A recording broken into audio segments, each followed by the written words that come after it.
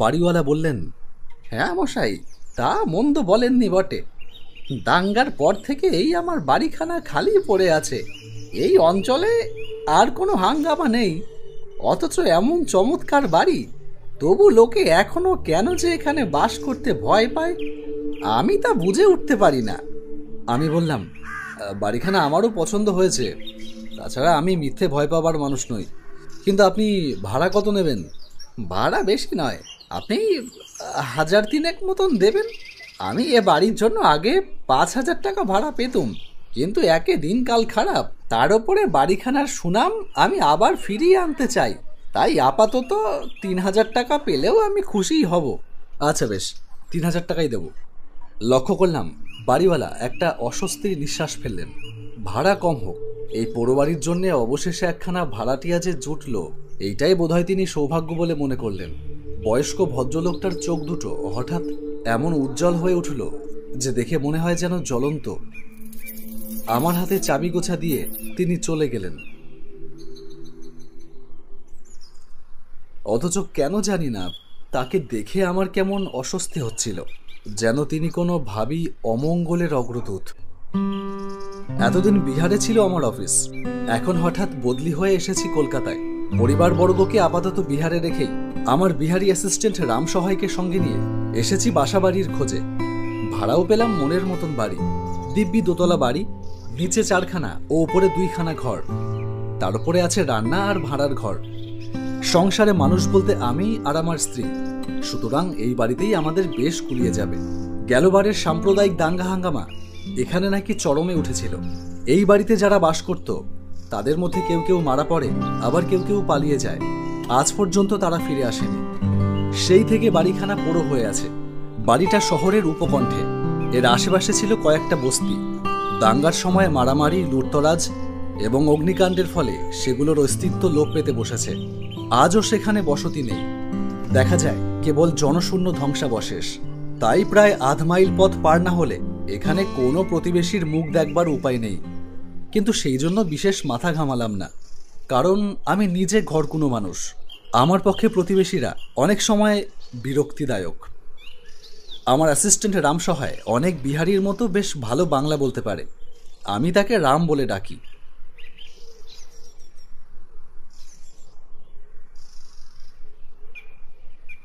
আচ্ছা রাম, আজকের মতো তুমি বাড়ির দোতলাটা সাফ করে রাখো।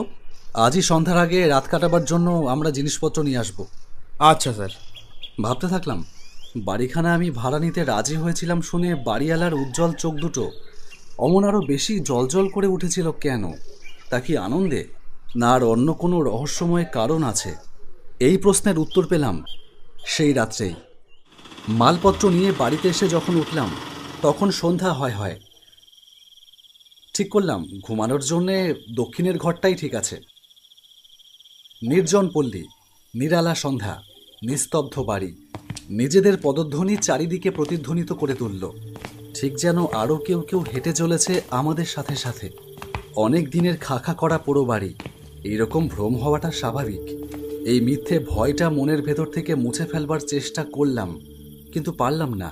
বারবার তবু মনে হতে থাকলো এই বাড়িতে আমরা ছাড়া আরও কাদের অস্তিত্ব আছে। এখনো তারা অদৃশ্য বটে, কিন্তু যে কোনো মুহূর্তে হতে পারে দৃশ্যমান। এমন ধারণারও কোনো অর্থ হয় না। আমি ভীতু নই, ভূত মানি না।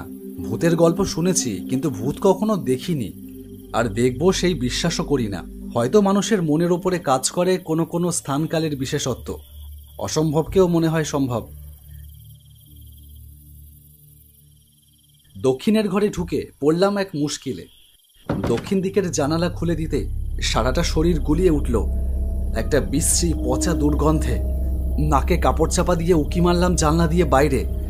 নিচে রয়েছে পচা জলে ভরা একটা ডোবা, আর তারপরেই খানিকটা জমির ওপরে ভাঙাচোরা লণ্ডভণ্ড জনহীন বস্তি। কোনো জনপ্রাণীর সাড়া নেই। রাম, ওই ডোবায় নিশ্চয়ই কোনো কুকুর বিড়াল মরে পচে রয়েছে। এই দারুণ গরমে দক্ষিণের জানলা বন্ধ করে তো ঘুমোতে পারবো না। চলো পশ্চিম দিকের ঘরেই যাই। তাই চলুন স্যার। পশ্চিমের ঘরে হাওয়া কম হলেও দুর্গন্ধ নেই, কিন্তু অসুবিধায় পড়লাম আর এক কারণে। সুইচ টেপাটেপি করেও আলো জ্বালাতে পারলাম না। ইলেকট্রিকের তার কোথাও কোথাও খারাপ হয়ে গিয়েছে হয়তো। বিরক্ত হয়ে রামকে বললাম, এই তুমি বাজার থেকে মোমবাতি কিনে আনো তো, আজকে রাতটা কোনো রকমে কাটিয়ে দিই, তারপর কাল সকালে উঠে অবস্থা বুঝে ব্যবস্থা করা যাবে। রাতে মোমবাতি নিভিয়ে শুয়ে পড়েছিলাম। ঘুমিয়ে পড়লাম বটে, কিন্তু ঘুমের মধ্যে মনে হচ্ছিল ভেতরে কারা যেন নীরবে আনাগোনা করছে। কতক্ষণ পরে জানি না, আমার ঘুমটা ভেঙে গেল আচমকা। আমার মুখের ওপরে পড়ছে যেন কার উত্তপ্ত নিঃশ্বাস। আমি কি স্বপ্ন দেখছি? কিন্তু পর মুহূর্তেই অনুভব করলাম ঠিক আমার পাশেই শুয়ে আছে আরও একটা জীবন্ত দেহ। নরম লোমশ জীবন্ত দেহ, স্পষ্ট শোনা যাচ্ছে তার শ্বাস প্রশ্বাসের শব্দ, সেই সঙ্গে পেলাম একটা জান্তব গন্ধ। ধড়মড় করে উঠে বসে এক লাফে বিছানার বাইরে গিয়ে পড়লাম এবং পর মুহূর্তেই অচম্বিতে দপ করে জ্বলে উঠল ঘরের বৈদ্যুতিক আলো। কিন্তু তখন আলো জ্বালার ব্যাপারটা আমাকে বিস্মিত করল না, কারণ সবার প্রথমেই আমার চোখ পড়ল বিছানাটার দিকে। কে ওখানে? কি ওখানে শুয়ে আছে? কিন্তু কি আশ্চর্য, বিছানার ওপরে কেউ তো নেই। কেবল বিছানার ওপরেই নয়, আমার বিস্ফারিত চোখ সমস্ত ঘরখানা আতিপাতি করে খুঁজেও সন্দেহজনক বা ভয়াবহ কোনো কিছুই আবিষ্কার করতে পারল না। এ কি ভ্রম, এ কি দুঃস্বপ্ন? কিন্তু তাই যদি হয়, তবে বারবার সুইচ টিপেও বহু চেষ্টা করেও যে আলো জ্বালাতে পারিনি, সেই আলো হঠাৎ আপনা আপনি জ্বলে উঠল কেমন করে। এগিয়ে আবার সুইচ টিপলাম, কিন্তু অনেক চেষ্টা করেও যে আলো জ্বালাতে পারিনি। এখন আবার চেষ্টা করেও তাকে আর নেভাতে পারলাম না। সবই অস্বাভাবিক ব্যাপার। তাড়াতাড়ি দরজা খুলে রামের নাম ধরে চিৎকার করে ডাকলাম, রাম, রাম! সে শুয়েছিল দরজার বাইরে বারান্দার উপরে। আমার চিৎকার শুনে ভিতরে ছুটে এলো হন্তর্দন্তের মতো। কি হয়েছে দাদা, কি হয়েছে? রাম এতক্ষণ আমার বিছানার ওপরে কে শুয়েছিল। তারপর তারপর চেয়ে দেখো, আমার ঘরের আলোটা আপনা আপনি জ্বলে উঠেছে।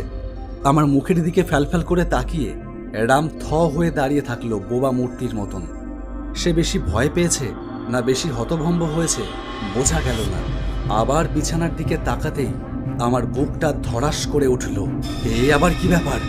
বিছানার চাদরের ওপরে রয়েছে কতগুলো কাদা মাখা পায়ের চিহ্ন, দেখতে অনেকটা বিড়ালের থাবার মতো, কিন্তু সেগুলো বিড়ালের থাবার থেকে অনেকটা বড়। আমি চেঁচিয়ে উঠে বললাম, আমি হলপ করে বলতে পারি 1 মিনিট আগেও এই থাবাগুলো ওখানে ছিল না। স্যার, স্যার বাইরে চলুন। বাইরে চলে এলাম, একেবারে বাড়ির বাইরে। বাকি রাতটা কাটলো রাস্তার ধারের রোয়াকের ওপর বসে।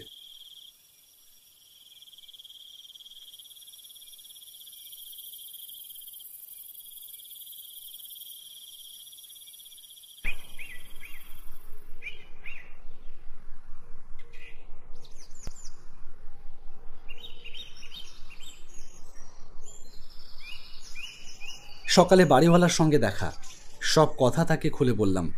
বাড়িওয়ালা একটু হাসবার চেষ্টা করে বলল, মিছেই ভয় পেয়েছেন, ঘরের ভিতরে বাম এসেছিল। বাম পাশের ডোবাটায় থাকে, কিন্তু সে বন্ধ ঘরের ভেতরে এলো কেমন করে? জানলা দিয়ে। বিড়াল তো, ও একটু ফাঁকা পেলেই ঢুকে যেতে পারে। ভাম কখনো একতলা থেকে দোতলায় লাফিয়ে উঠতে পারে? দোতলায় যখন উঠেছে তখন নিশ্চয়ই পারে। আচ্ছা ধরলাম তাই, কিন্তু ভাম যখন ঘরের ভেতরে নেই তখন তার পায়ের চিহ্ন বিছানার ওপরে কেন পড়ল?